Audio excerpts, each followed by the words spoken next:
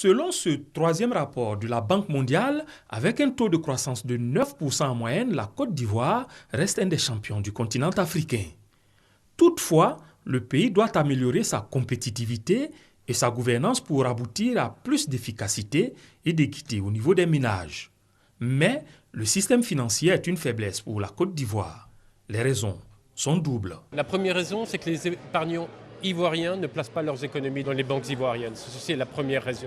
La deuxième raison, c'est que les banques, lorsqu'elles reçoivent l'épargne et les dépôts des Ivoiriens, n'octroient pas forcément du crédit aux entreprises privées. Ce rapport propose 3 pistes pour combler le retard. La première consiste à rapprocher les banques de leurs clients de manière à réduire les coûts de transaction et ainsi accroître l'inclusion financière. La deuxième piste concerne la diversification des acteurs du système financier.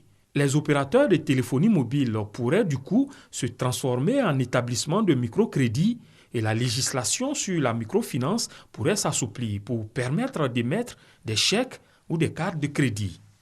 Enfin, la troisième voie est de sécuriser le système financier à travers une régulation forte.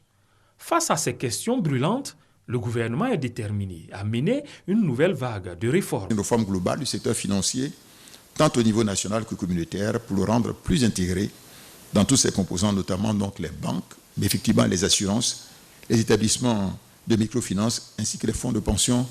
Bien plus, l'avenir économique de la Côte d'Ivoire dépendra aussi en grande partie de sa capacité à générer des gains de compétitivité au sein de son appareil productif.